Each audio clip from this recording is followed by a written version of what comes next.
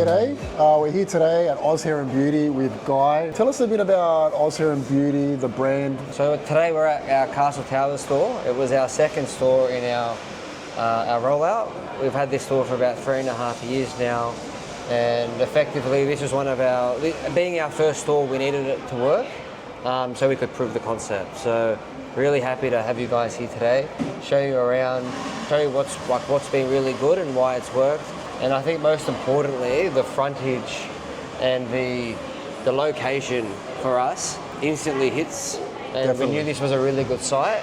We're just where the escalator is down there. The food court's around the corner. And it's our largest frontage site, even of the 30 stores we have today. And even that massive screen down the front. So check this out. Check out this screen over here. So being an unknown brand and only an online retailer, we really needed to hit our first few stores with a bang and make sure that people who didn't know us could know us, make sure it's very inviting, and we feel we've done that, and it complements our strategy. We do have quite a big online database. However, as part of the retail strategy for us, it was acquiring new customers. And with all the foot traffic in this centre, this is Castle Towers, one of the biggest centres in Australia, access to all these new customers walking past, it really allows them to experience the brand that they haven't heard before. I mean, I would say one conversation I have with retailers a lot that don't have physical stores, they're worried about opening stores because they're worried about cannibalizing e-commerce volume. And yet retailers that are opening stores, I'm hearing the opposite. Every time they open a store, their e-com volume in that location goes up, as well as they're getting sales from the store. So it's actually a win-win for the e-com as well. Yeah, look, we've seen the same thing. For us, hair care is a convenience purchase. Yeah. So when you're doing your weekly shop, you tend to buy your shampoo, your conditioner, even some of your beauty items. So for us, we want to be where the customer is and not just expect they're going to come to us online. So that's why it kind of plays into each other quite well. Yeah. And do you see when you open a store that sales online go up in that area? We've seen it with all our stores. Beautiful. And when you look at it here, it acts like a billboard.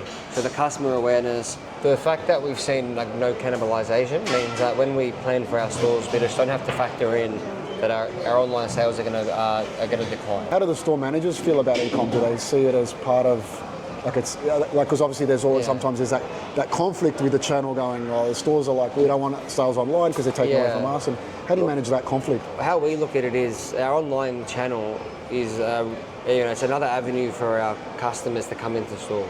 Yeah. So doing things like ship to store, click and collect, having our location available online, they're all opportunities for customers who are not in this area or who were going to shop online.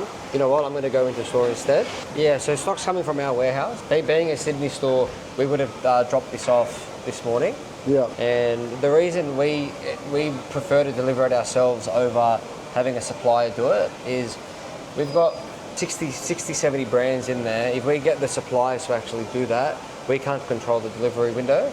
So having a lot of control in that allows us to do the rosters properly. Yeah. And then ultimately allows us to get the stock out quickly and serve the customer more, which is the most important thing. When we had 3 stores, it was a lot easier because we can get to a lot of stores before 9. Now that we have 30, and we've got third-party freight companies as well, it can't always be perfect. 9 o'clock. But the reality is the stock needs to be out before the traffic comes. Yeah. Otherwise, you've got gaps on the shelf. You've got your team not focusing on the customer. So it's all part of just good back-end ops. I mean, the first thing that I noticed is these digital shelf labels. These came out because we're very reactive on our website regarding pricing. A big part of us is value. Didn't want our in-store prices being different. Because we're with Shopify, it's actually a limitation that we can't separate it. Yeah. But for a good customer experience, you actually want the same pricing anyway. So it worked out really well.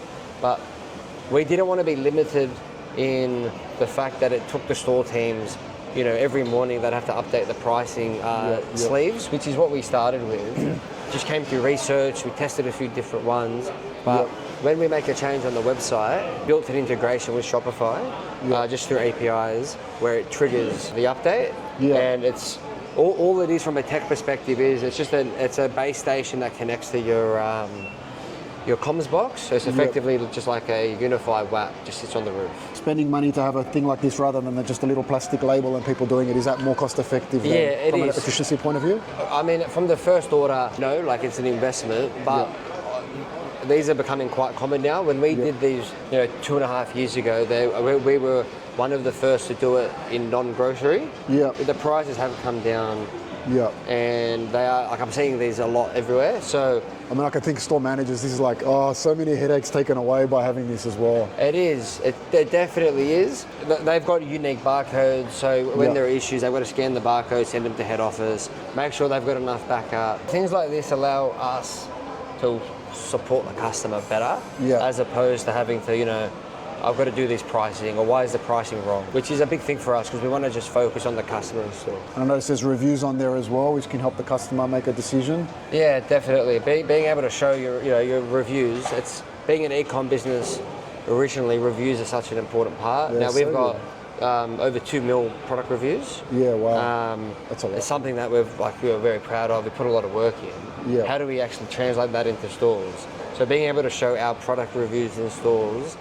That's like, we're bringing the e-com mindset. I think we're going to see it as the future. I think we can see more people going to digital labels. I mean, it's been talked about, but haven't seen much execution, like you said, in non-grocery. Now, tell us a bit about the actual store layout, the visuals.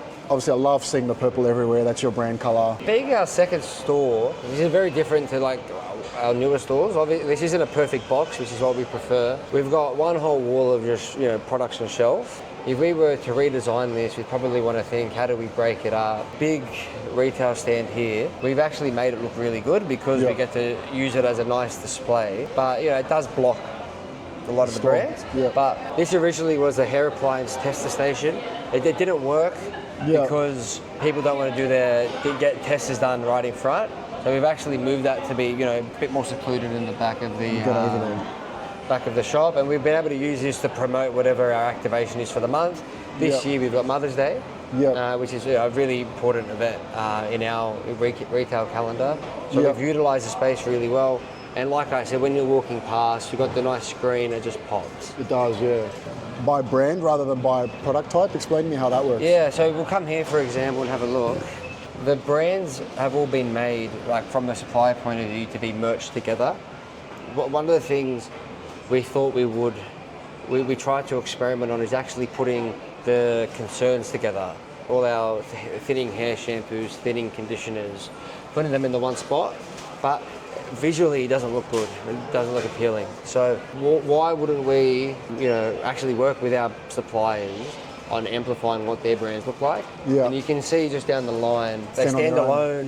The ones that are retail savvy, like Weller's a good example, they've got all the visual merchandising, they're the ones that stand out. And it allows every brand to compete fairly as well. Why would someone come and buy Weller from you compared to, say, some of the other retail stores that obviously stock it?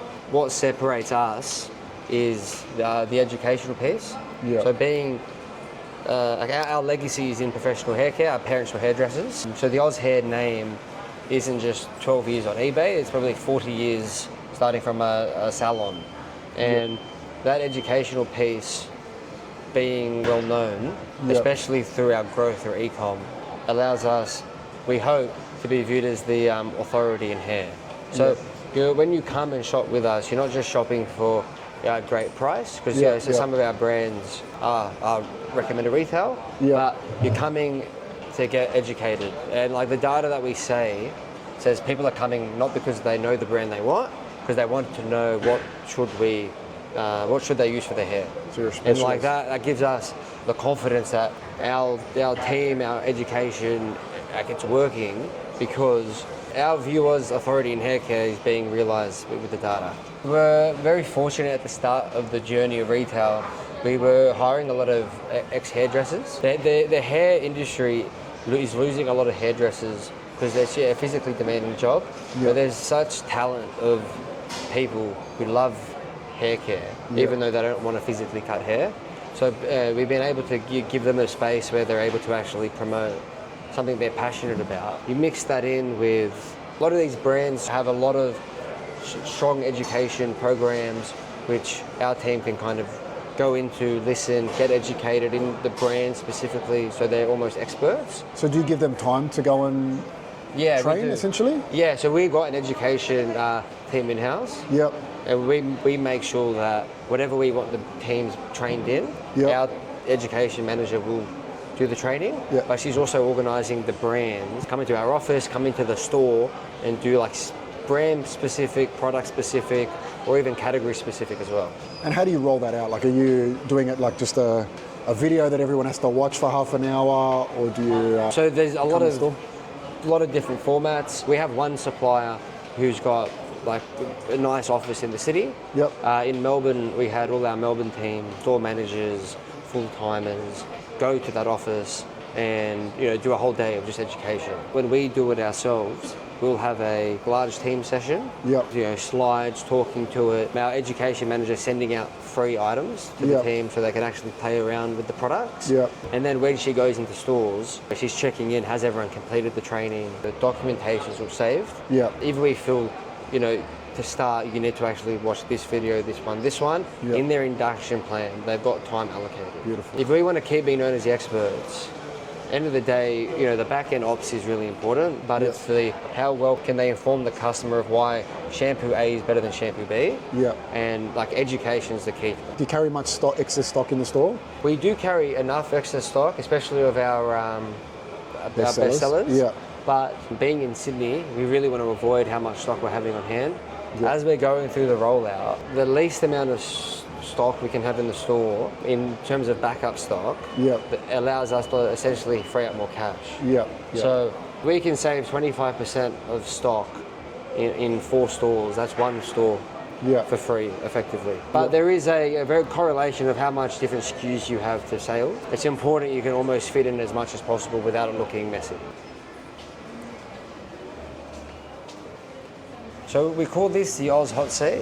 We've got a lot of styling products in the store, a lot of brushes, even some appliances too. We want to have almost like a play zone where even when the customers are having the consultation with the team as a tool to help with the sale, they can actually bring the customer down here, sit them down, pretend they're in a salon environment where they're talking to them through the mirror and even showing them how to use the different products. So if it's in a hair appliance, you'll plug it in through here and they'll be doing the customer's hair.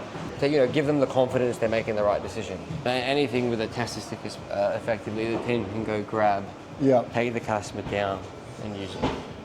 We do see a correlation of the brands that give us testers, brands that we make testers for, we see better sales. We'll start with your point of sale system. Tell me a bit about that. We use Shopify POS. And is that because websites also Shopify as well? Yeah, when we decided that we were going to do retail, Shopify POS turned us into a retail store with the click of one button. In reality, the Shopify part was easy. We just opened up a new location on the settings, and we did maybe about 2 months of dev work with our ERP in making sure the mapping worked. The hard part was actually the ERP, who we obviously can't control, but Shopify as a system, they've got all the open APIs, everything's quite easy. So having our stored software be the same as our website allows the data to be more accurate, quicker. They're seeing on the website is as close to accurate as possible. There are some timing issues when the sale gets made, but if we had to add another system, we'd be having to account for 10-15 minute sync delays, which would throw things out. Integration. How does it work from an omnichannel perspective? For the store team, when the customer does the purchase, and when we grab their details, because it's all through Shopify, we can easily recognise if it's a first-time customer or if it's an existing customer. Knowing that information is quite key. You can also see through the POS their loyalty status. So if they've got credits, we can offer to actually use the credits on this purchase. What is your loyalty scheme? How does that work? It's a credits-based system, so it's called Oswald. Okay. The more you spend, the more you get back. And we've been able to integrate that perfectly through Shopify. The loyalty system is called Revo. But because it's all done through the one system, we don't need our store teams going back and forth where the customer's waiting around.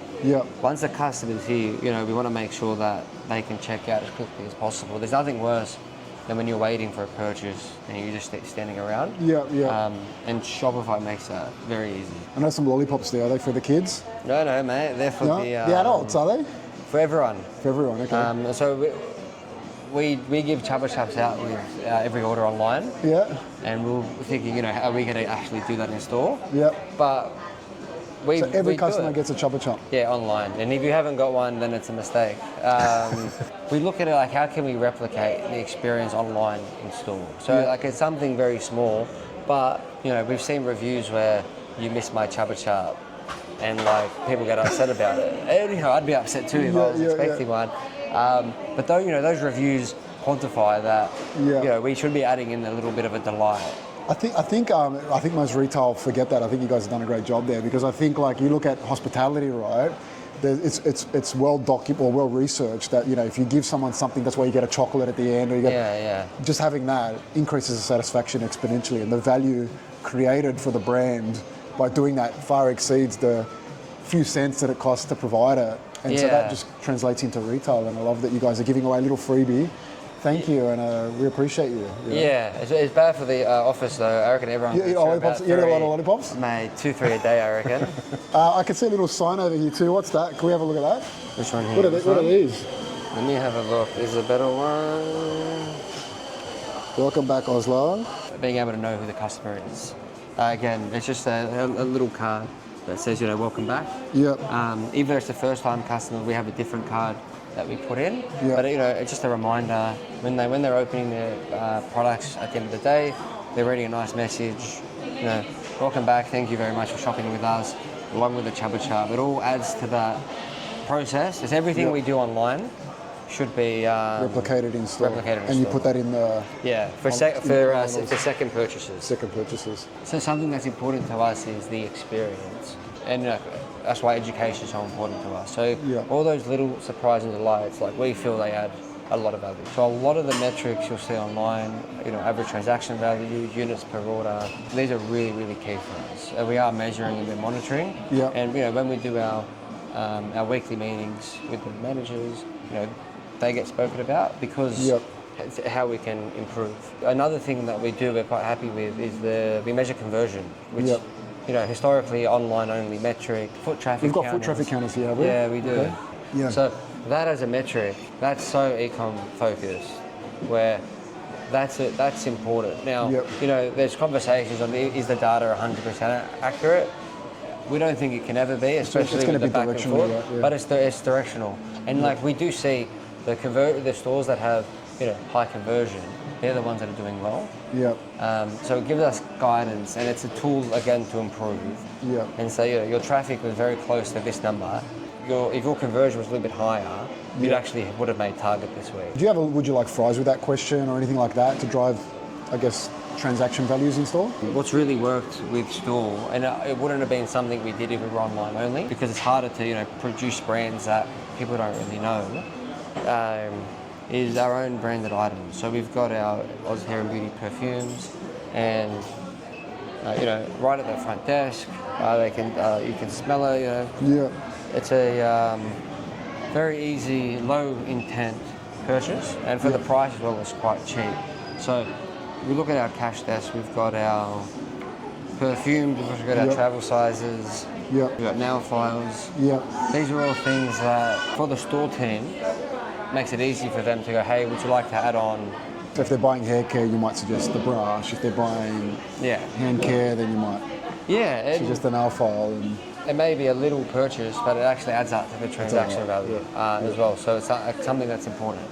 I think for us at Oz, it's been a very short window. We've opened 30 stores in 3 years. Plans to do more. But if our first 2-3 stores failed, we wouldn't be in this position. So the reason I took you to the Castle Tower store is it was our second store that we did. It was a big test, and we've changed the store quite a bit. But the back end is just as important as the front end. What I don't think we really understood was the change management from head office piece, and thinking away from pure play retail to physical and to omni. And we think that process took almost 12 months. Yeah. You make a change online, you can do, something goes wrong online, you can make a change, get it done in a second. Change the coding, yeah. Yeah, in store, you print the wrong signage or you send the wrong stock or something's out of stock, you're trying to put a fire out. And you're trying to be less reactive as we open more stores. When we come into store, we engage with our staff, we get the feedback, and we obviously see the results. It gives us confidence that the brand's being well received. I get all the Google reviews directly to my email, like good or bad, so I can see the kind of trends. And it just gives us confidence that there's a real untapped market in this space. Yeah. And it's why we've been able to open 4 to 12 to 15. Getting the back end process right is so critical, and it changes at every step. Yeah. So year one when we had 3, how we handled stores is very different now to how we handle 30. I think everyone likes to think, we've got the best customer experience. I think every business believes that they do customer experience better. Everyone tells me they're customer obsessed, and sometimes you're like, I'm not so sure. But yeah, so I can't sit here and say we do customer experience the best. Yeah. Because I think we do it well. I think we can always do it better. Customer obsessed, for us, that means actually making changes based on customer feedback. Yeah.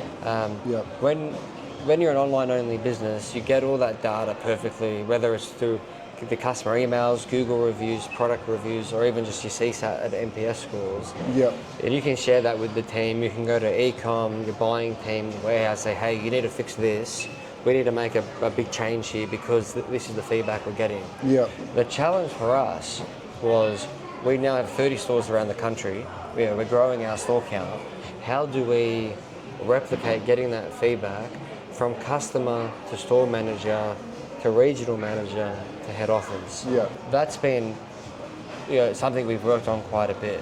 When we had 3 stores, the store teams would go straight to head office and have that flow. But as we've got them, or you could get involved personally even. Yeah, definitely, because we know the store managers, we know the team. So when you're small, it's easy. As you grow, as you get bigger, having that feedback loop is really important, and making sure you as the owner gets that feedback. Yeah. Because it's very easy for the feedback to get lost because someone thinks it's not relevant. Yeah. But everything should come up, and I think having that process in place, that's being customer obsessed. Not just having that process in place, actively acting on it, and making sure your teams are seeing ticket tags decrease for certain areas. Like that's customer obsessed. Not doing the 10% things, doing the, hey, we keep getting feedback, this store never receives its stock on time. All right, we need to change the courier. Yeah. That's the 1% wins that make massive decisions. I think a lot of people actually make the mistake, or just have the illusion, they're like, we're trying to get our reviews up on the marketplace so that we can get better rankings, where it's just a complete wrong way to look at it.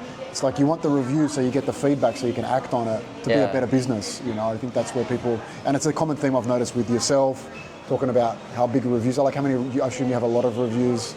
You said 2 million, I think, didn't you, of product reviews? Yeah, we've got 2 million product reviews. Wow, that's a lot. On the product review website, we're highly rated, even Trustpilot now as well. We put a lot of focus to it. But from a store perspective, actually the Google My Business ratings is really important. And as we open stores, we have to focus on what's our strategy to grow Google My Business reviews. And I think that's important because I guess you're looking at it from a customer obsession point of view. You're not just trying to hit a metric.